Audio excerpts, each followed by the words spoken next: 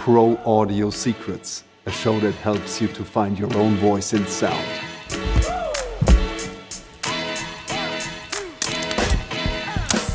I grew up watching my dad play Doom, which is probably not good for a tiny child. They don't actually teach audio, which is really sad. So I taught myself. I became known as the sound girl. I posted, who wants to get together in a group chat and talk about audio? In the next couple of hours, I had like 500 people messaging me, and I was like, holy So I was like, okay, I think this needs to be a bigger thing. I've heard so many sounds from libraries in my time that I'll see somebody's portfolio and I'll know exactly what sound they grabbed. I know that fire effect. I think without that passion, it's almost impossible to really make it in audio. In this episode, I'm going to talk with audio director Michelle Fuzari. She works mainly on mobile games and has a long career, started out as an intern and worked her way up to be an audio director now. She is also active in the audio Workgroup that she founded, and that's a place for people to share portfolio, get feedback, a free learning community basically, which I really admire. And with no further ado, let's get into it. Enjoy the show. Welcome, Michelle Fuzari. I'm very happy that we could actually have this appointment to talk about game audio, about audio in general, about our passion. So I'm very happy that you made it. I know you're very busy. So do you want to introduce yourself to give our audience a little what makes you so passionate about audio and a little bit about your journey into the whole field? Yeah, sure. So hi, Michelle Fuzari. I'm an audio director at EA. I work on the mobile side primarily. I'm working on the Star Wars Galaxy of Heroes title. What got me started in audio? So I actually just learned a couple years ago I'm neurodivergent. So a lot of like signs that I had that I was ADHD and autistic was I repeat sounds that I hear that I think are super cool. So, and I've always been interested in doing that stuff. I would make videos with my friends and I'd always do the Foley behind the scenes and stuff. In high school, we did radio plays and I was always the one going in the back rooms getting the props. And like, I remember there was a digging scene and I grabbed a whole bunch of jewelry and put it in like pie tins and I was like shaking it to sound like someone was digging. It's just always been a passion. And my family is musical, so I've always been around music.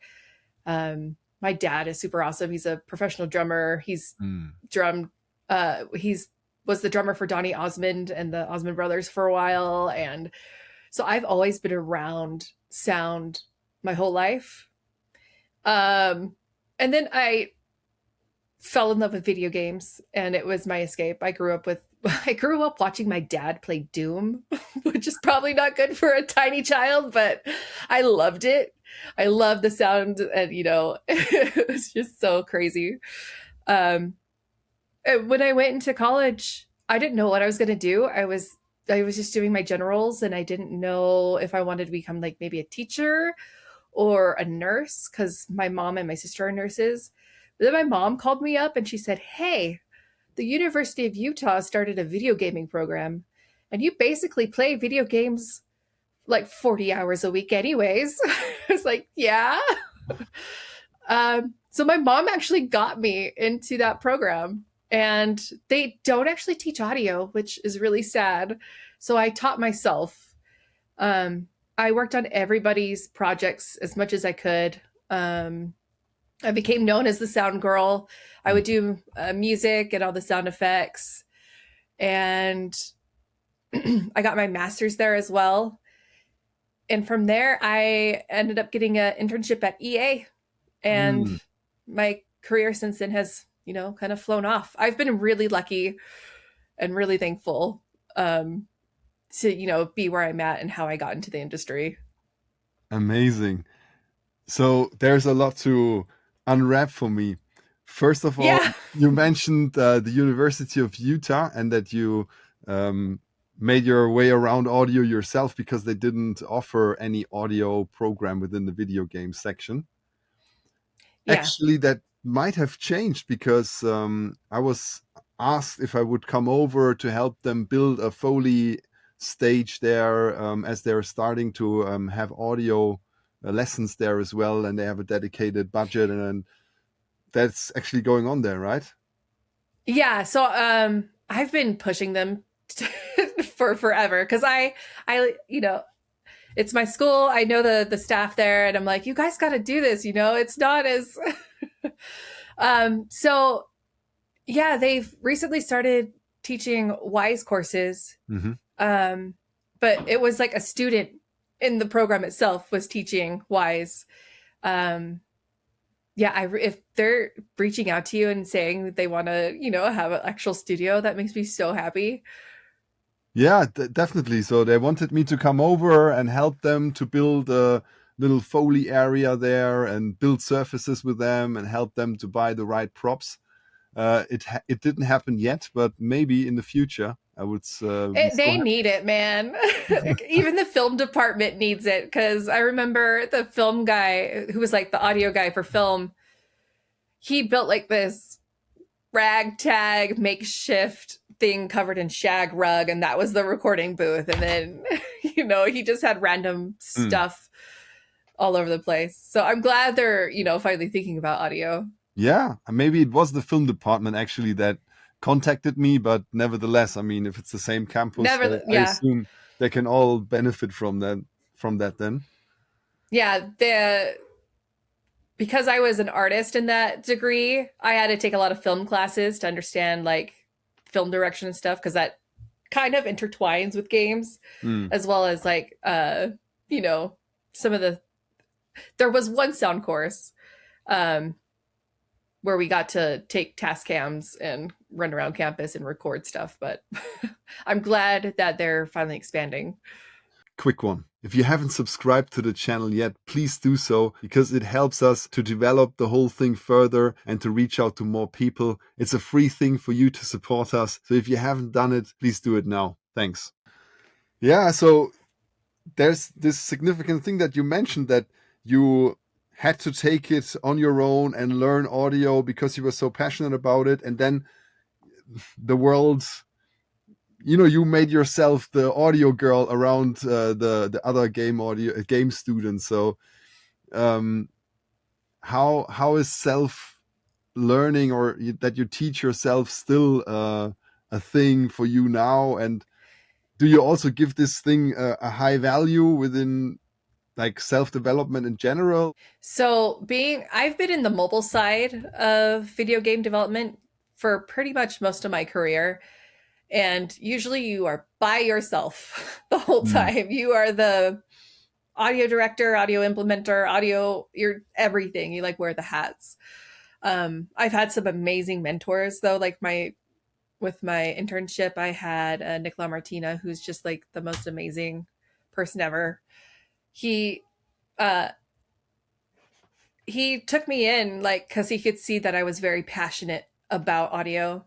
I was asking all these questions about audio, and I wrote a thank you letter, and he said nobody has really done that before, and it said it caught his attention.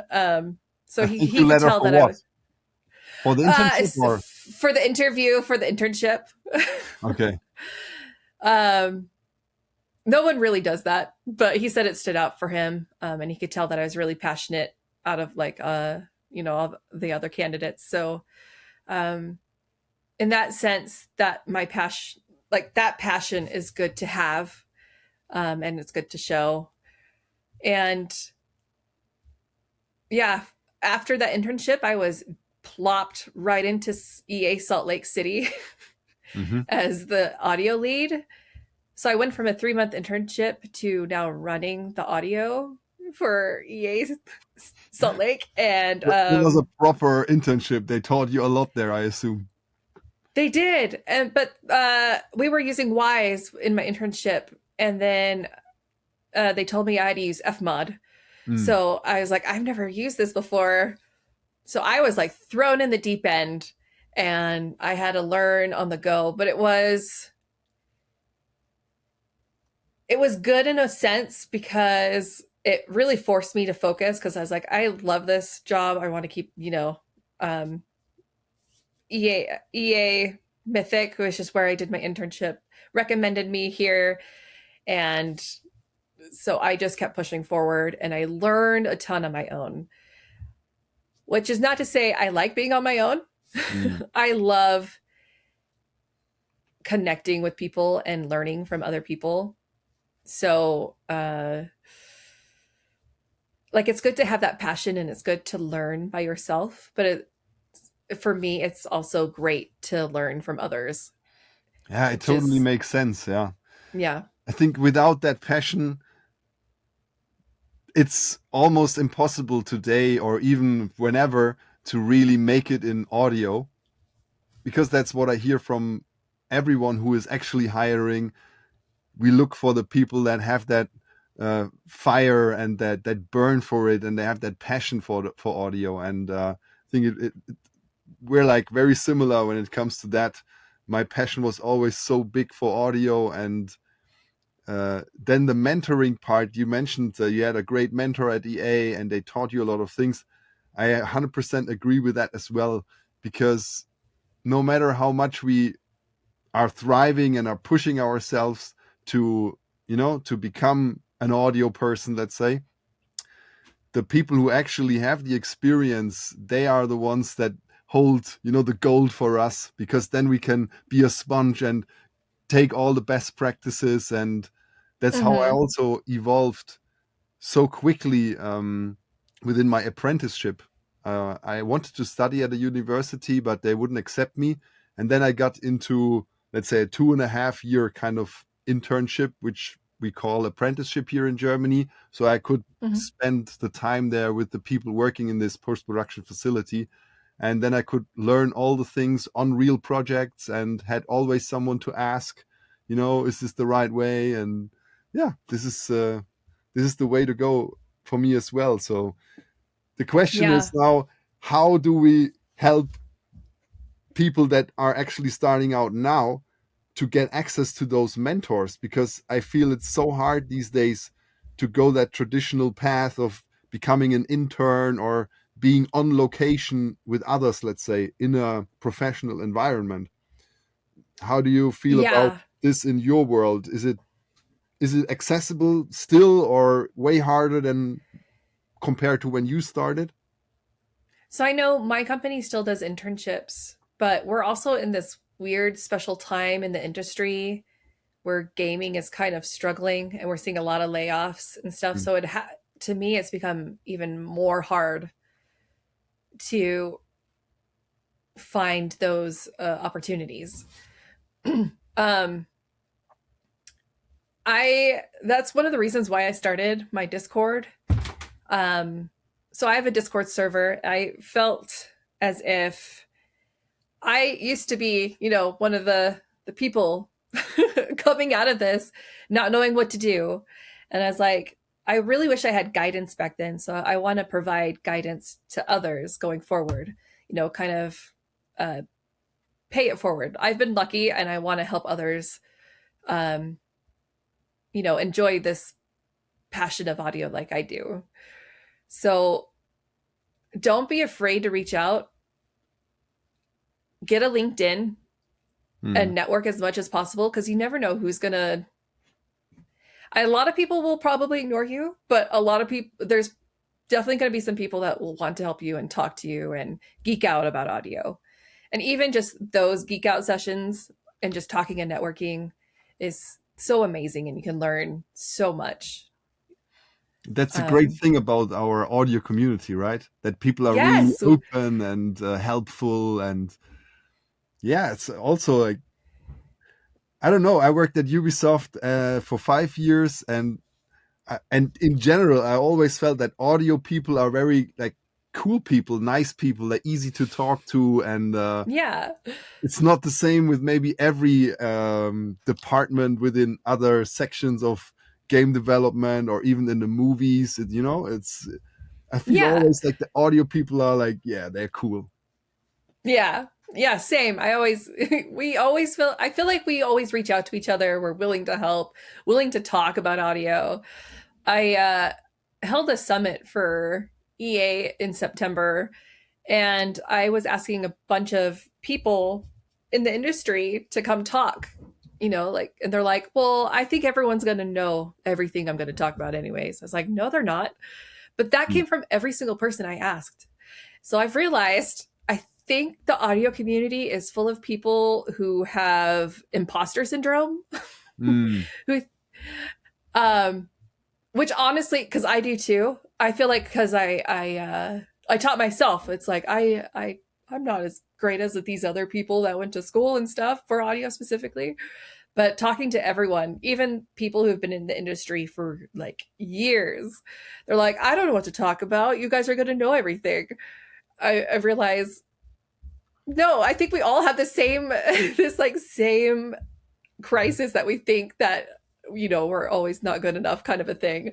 It also made me like relieved, and it made me smile because I'm like, okay, the audio community is full of a bunch of people that are very similar and very awesome, and they're very shy for Yeah, the most part. and humble maybe, because Yeah. in the end, it's about those industry, let's say, best practices or workflows that people actually do when they work on projects. And how should someone know that if they're not within that company, or has worked Hmm. on certain like bigger projects where actual workflows are implemented? And that knowledge is gold to anyone who is self-taught or even went to a university and didn't have access to real industry professionals.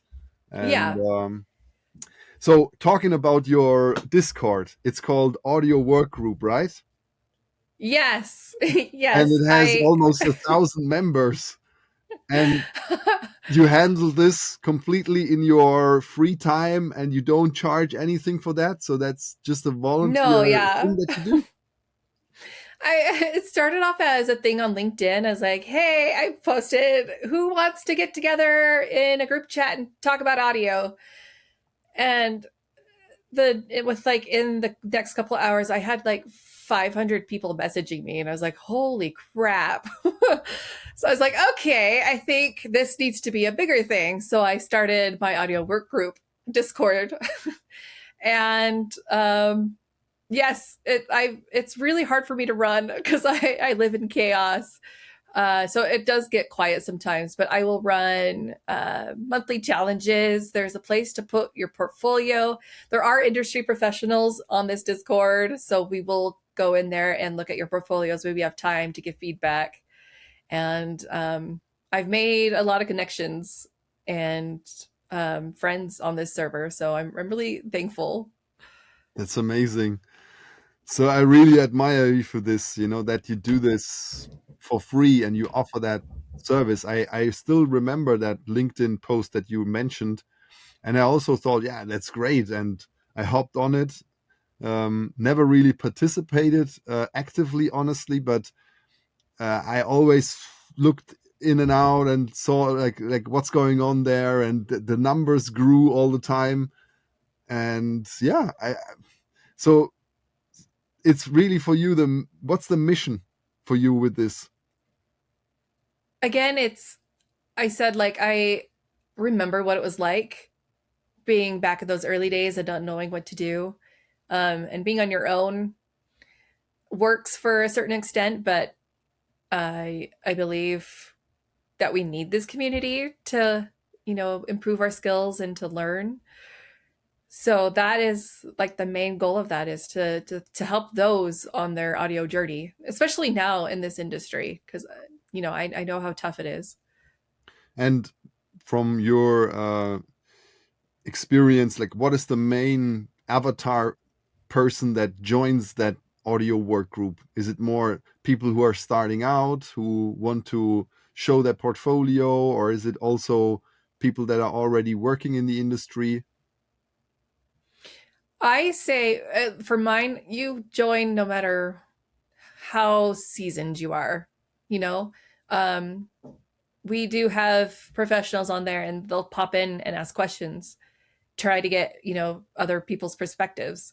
Mm, So it doesn't matter if, like, even if you have never touched audio before and you're interested, join. mm, Um, if you're like a content creator who does ASMR or something, join. Like, you'll learn so many post-processing things that can help you and, in your creative ways. It's just mainly a big place for anyone in the audio industry to get together to learn more about our craft, no matter what aspect it's from.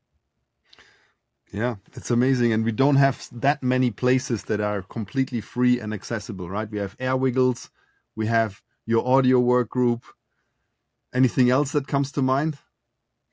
Um, I mean, I know in the United States, they've been starting to have their own like game groups. I know it's video game and not like audio overall, Mm. but yeah, there's like a Salt Lake City game developers group and an audio group. And I know there's a bunch of those groups everywhere. And I know I'm a part of the Norwegian one as well. Hmm. And they're awesome. They post a lot of resources to other um, places to check out, And they are where you also can on get free Discord. sources. They are. Um, I have like a huge, I can't think off the top of my head, but I do have resources that people can check out for free, where they can go to get audio help. And I will happily give you those resources after this Yeah, interview. cool. Then we can put it in the description. Yeah. Then mentoring. Do you mentor people yourself within that audio work group, or do you just facilitate the whole thing and keep it running, or like what's your role there? So I just facilitate it in my free time. I'm a full-time worker, full-time mom. I'm planning so many audio things. My life is chaos. So What do you mean I don't planning have like audio things? I am planning another summit for EA next year for audio. And then I'm also planning a Utah Video Game Developers Conference. So, yeah. That's a lot. lots of Too lots of convention. stuff. We'll I see how see. that goes, but Yeah. I guess I thrive in chaos and I love pushing myself. So, um, yeah, so I'm busy. And then I have two kids, so I'm constantly Fair enough. running around. Fair enough. Yeah. So did you actually then find people that you could hire maybe from your audio work group? Yeah, so I made so many connections there. Unfortunately, with the industry, I know a lot of studios don't have headcount right now, but there have been a couple of people from the work group who've reached out and they're like, "Can you give me a mock interview or things like that?" And I'll get me and another professional, and we'll talk with them. And a couple of people have gotten jobs out of it. So I hope it's useful, and it seems like it's useful. So, So you mentored um, them as a mock-up interview, and then they used their strategy, the things that they learned within that mock-up interview with real interviews, and then landed positions there. yes, yeah. I Yeah, that's help so valuable. someone. I help someone with their portfolio and interviewing, and they were able to get a job at Blizzard. And this person was able to get a job at I can't remember the studio, but they're now a technical audio artist there. So I love helping people um, reach their goals. And I guess these people stand out because they were like the squeaky wheel. They reached out to me. They said, I want to do this. I want to put it on the calendar. I want to do this interview, and learn and develop these skills. So it's important to be kind of aggressive in your learning and in Mm. your skills. And being proactive, right? Yes. Yeah. Yeah, it was the same with me then when I wanted to actually join back then the movies industry. I reached out to so many, just did as many emails as I could, and I didn't only focus on that narrow thing that I wanted, audio post production. I also, for example, emailed a guy who is renting out audio equipment to uh, production sound mixers mainly, and Nice. and that guy actually replied and then told me like, look, dude, if you want to intern at my facility, okay, you can come, but it's boring. I know you want to work on the movies, right? So I will ask my clients if they take you on as an intern on set. And that was still not what I wanted, but actually that helped me then to, do my first experience with movies. Mm-hmm. And fun fact, I was then somehow getting more and more those, let's say, intern positions as boom operator. So there was a time where I was actually working on two productions at the same time, and the one was a short movie. They only shot at night, and I was then not only the second assistant but the first assistant. And that movie got post produced in the facility I wanted to become an apprentice, and Nice. they gave me actually the Foley editing of that movie that I already was working on as a first sound assistant on set. That was just like a, not a coincidence, but a very nice Yeah. thing to, okay, I went a complete different route, did something I didn't really want to do, but in the end it helped me to achieve the thing that Mm-hmm. I actually wanted. Yeah. Um, like I haven't been in audio this whole time because it's kind of a slippery industry and you never know when your next gig's going to happen. So I haven't been with like EA this whole time. There's a time where I ended up working in the mall and I had to learn skills on how to like sell things and Mm. talk to people, which is important. And you never know like when those skills are going to pop up and help you. And Yeah, yeah, like 100%. yeah, And and it's now amazing. as you are audio director at EA, do you also have a team that you work with? So mobile is still small. I luckily do have one person under me who's helping with audio. They were actually a QA person who was interested in audio and asked me to mentor them. And from there, they were able to switch over to the audio department.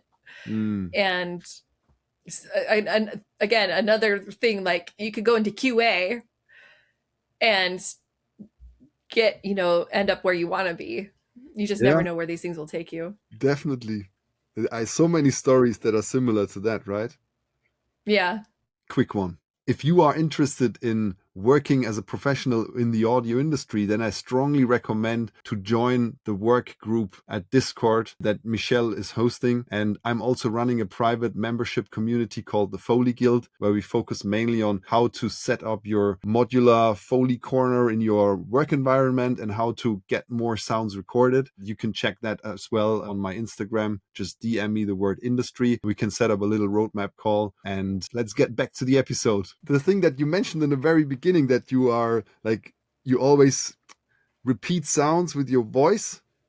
Mm-hmm. Is that still a thing? Do you still do that? It's still a thing. Yep. I love that, because I think it helps so much if you want to explain your vision or, communicate about audio with others. If you're able to actually replicate the sounds with your voice, it's not only entertaining, but also it can speak for itself, sometimes way better than when you like make up all the words for it, right?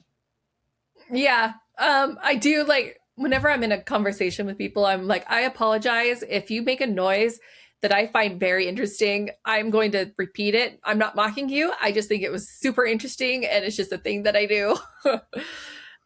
Like we'll all be walking down the street and I'll hear like some weird engine. And if I can't replicate it, I'll just be like, God, I want to record that. Or if I hear a horn honk, I'll honk, I'll go, ha, or something. My husband makes fun of me for it all the time, but Yeah, I also have, my yeah.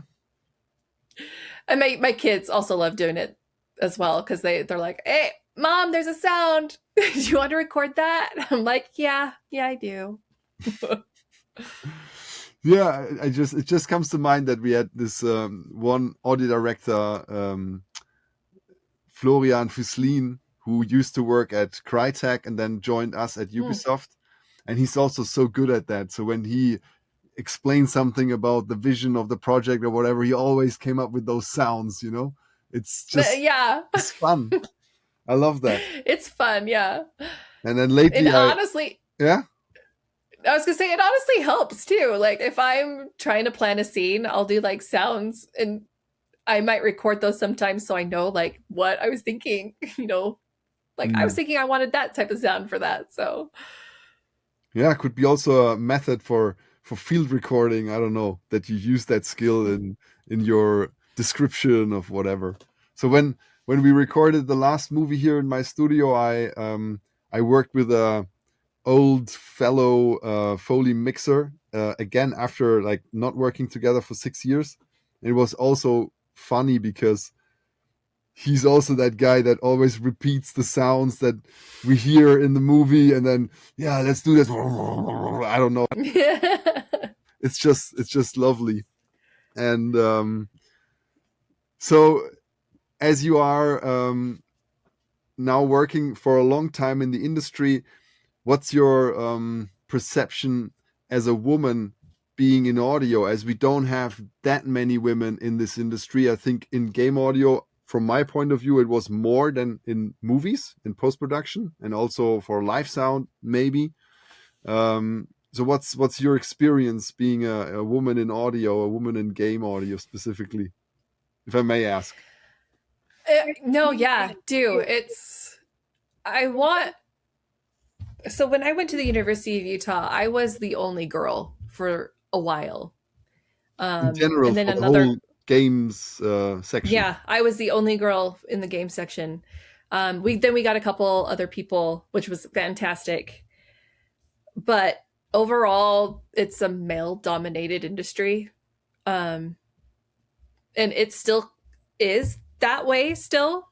I think it's the perception of it is still geared towards men. Technology in general, I think, is like I think is more geared towards men in a perception way. Because I know there's some amazing engineering women that I know of and audio people. I think we just need to encourage our girls more to embrace their nerdy and geeky side. And I remember when I was growing up, I told my counselor in junior high I wanted to become someone who worked at NASA because I love space and I love anything to do with that. And they said, well, because you're a woman, I don't think that's possible. I think you should think about going into nursing or teaching or becoming a secretary. So like, I think I think those stereotypes still, kind of go throughout the world. And I want women to know you can do whatever the heck you want. If you love sound, look into it. We are smart. We're strong. We're not just there for secretary stuff. So it's improving that since, my time as a person being told I can't do anything because I'm a woman. But yeah, I love, there's a women's group within EA and we get together monthly to talk about audio, and I love it. And it's nice to find other women who are in the industry. I That's one reason why I love LinkedIn, because I've been able to connect to so many other women in the industry. People who work in anime, people who work in video games, people who do stuff for movies. I love connecting with them and seeing their growth. So I think we just need to embrace women more and encourage them to go into the tech side of things. Yeah, 100%. So do you know Emma Butt from the UK? She's a No. dialogue ADR editor, specialist, supervisor. Oh my gosh, we might have met, but my ADHD is Never mind. I just making me mentioned her forget. because I was like, I also don't know her, but I follow her here and there on LinkedIn, definitely. I think also on Instagram. And she's very active with women in audio. I think she has also a group going, and sometimes her posts are awesome. about that topic. That's why I mentioned her. Oh, well, I will absolutely look her up and follow her and go down that rabbit hole right after this. Yeah, Emma Butt. Okay. Yeah. So what is your advice for people who want to enter the industry from your point of view and your experience, and also for you as this uh, person who have the audio work group, and what's your 5 cents on that? Get a portfolio. Even if it's bare bones, we want I want to see work you've done, because it tells me that you're teaching yourself even if you don't have a job right now. And make videos of how you create your sounds, so it shows that you're not just grabbing from libraries and plopping it into your digital workstation, or yeah, your digital audio workstation, DAW, as we say. We want I say we because I've been talking to a lot of professionals about how to go about this, because a lot of that's like one of the main questions I've been getting ever since I started this group is, how do I start? What do I do?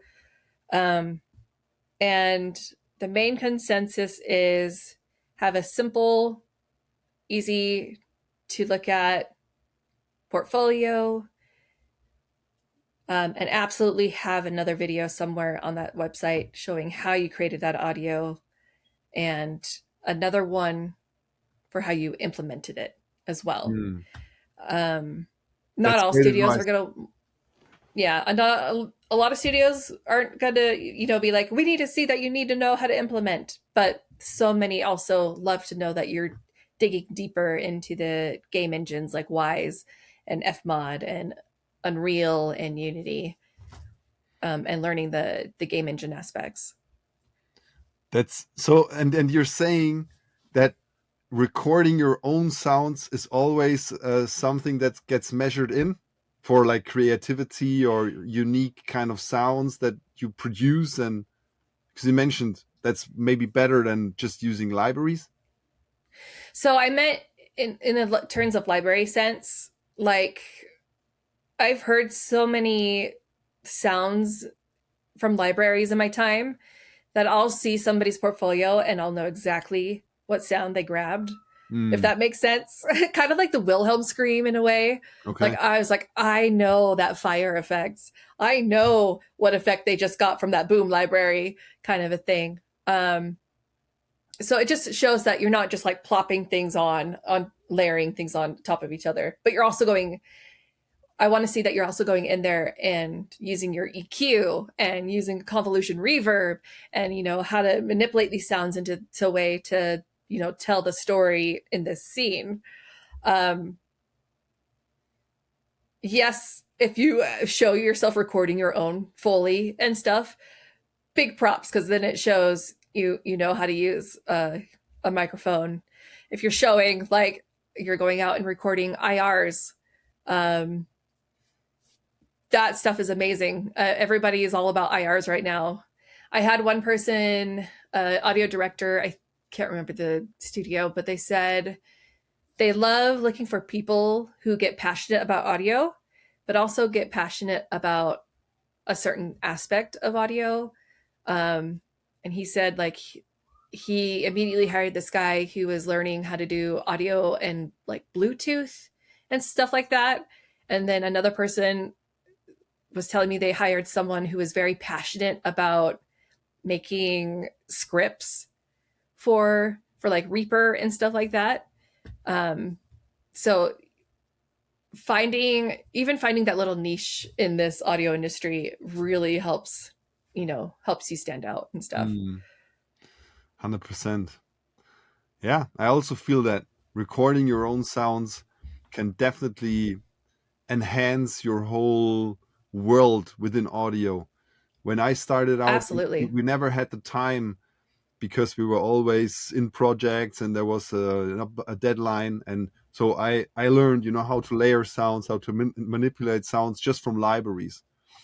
But then I became a Foley artist eventually, and only recorded custom sounds then for so many years now. And now Mm-hmm. when I go back to whatever a project where I'm actually layering down some ambiences or do some sound effects editing, I always grab stuff and record stuff because I'm in that habit.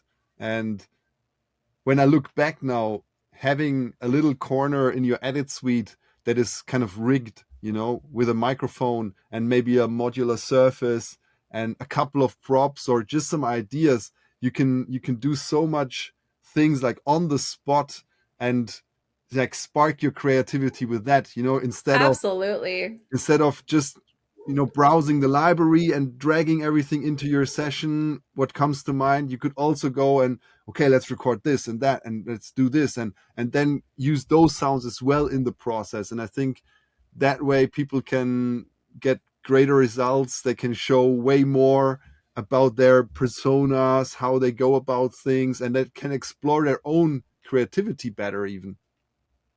Yeah, absolutely. Yeah, so that's what I'm kind of advocating with my content, and I'm also with my membership, that I want to help people setting up those, individual like Foley, whatever sound effects recording corners, even if the room is not ideal, and get No, little yeah. Foley input into the sound creation, even though if you're not a Foley artist. That's kind of what my vision and mission is for the audio people out there. Yeah. No, like the trend right now, I guess trend in the audio world is tape. A lot of Hmm. people are recording tape and manipulating it to sound like lightning and stuff like that. And it's even helped me in some of my lightning effects. I'm like, oh, I could get tape and record tape, just peeling and stuff. So yeah, I love that you're doing that, and I highly encourage people to also get their own little Foley stations. Yeah, definitely. So Michelle, thank you very much for taking the time. I know you're busy. We shouldn't, overdo your willingness to give. Yeah, that's what I'm missing the word Oh, maybe now in gotcha. English. Yeah. So thank you very much for taking the time. It was a huge pleasure and honor to have you here. And I'm definitely engaging more in the audio work group, and then we can hopefully continue our connection there as well. Absolutely. Thanks for having me. Thank you very much for staying with me up until the end. It really means the world to me that you invest that time and that you are dedicated. And if you listen closely, that dedication and that being proactive is actually what people need today in order to get hired. So hopefully you find your niche within audio and make yourself kind of a specialist. Go for it and get that job. I'm wishing you that from the bottom of my heart. And if you want to have support on that journey, then never hesitate to reach out to me, put it into the comments here on this video, DM me on Instagram, and then hopefully we can sort things out together. As I said, I have my mentorship community, the Foley Guild, where I help people to actually start recording their own sounds more and more for their design work. And I show you how to do it and how to set up things. And you will have like-minded people there where you can then share your results and actually elevate together quicker. That's it. Enjoy one of the next videos and see you there. Peace, the Foley teacher.